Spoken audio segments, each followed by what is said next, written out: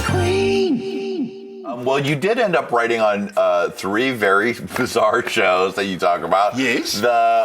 First was the Brady Bunch Variety Hour. Never to be forgotten. Now, please just explain the concept of the Brady Bunch Variety Hour, because I was trying to explain it to my young boyfriend who was like, and they did what? They tried. What? They tried.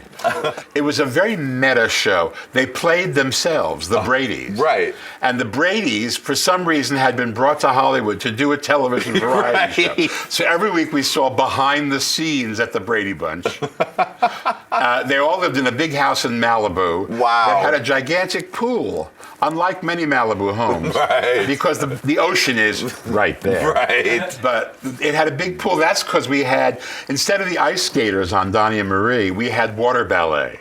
Because the same producers, Sid and Marty Croft, were producing it. So we had 18 water ballerinas and a tank and all that, and a whole bunch of guest stars.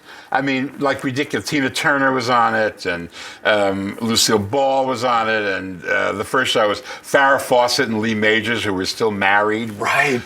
Tony Rand. We had Vincent Price was a guest. I mean, we only did 9 of them because he was afraid to put it on every week. Mm-hmm. So he had it on what was called a wheel.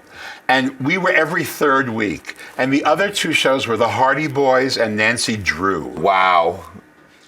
And of course, and the Hardy Boys were, we had them as guests because I wanted to meet the Hardy Boys. The Hardy Boys, who wouldn't? Just terrible. But we were, there was a lot of chemical alteration going on that, even amongst the Bradys.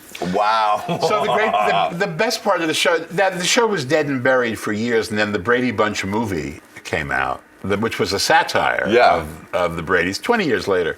And Nickelodeon bought all the old Brady Bunch shows from the hungry producers who were sitting on the tapes, and they began showing them, and people began calling me, saying, dude, I'm watching this thing and your name is on it. It's like the Brady dad is in drag. Right. I put him in drag because that always works. If you have a guy you can't get a laugh out of, put him in drag, and it just makes him hysterical because he's dead serious. Right. And the drag is hilarious, and he's dead serious, and it makes for a nice combination.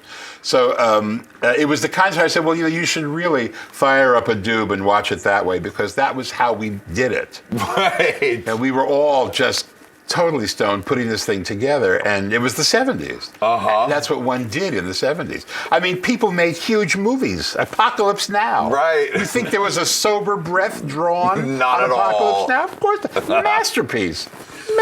But still. But the Brady Bunch Variety Hour, that feels like a masterpiece to me. It feels like Apocalypse Now. I mean, when they eat the cow, or poor Marlon Brando with the pigeon on his head, right, coming out of the water. And now. Hey, hey, hey.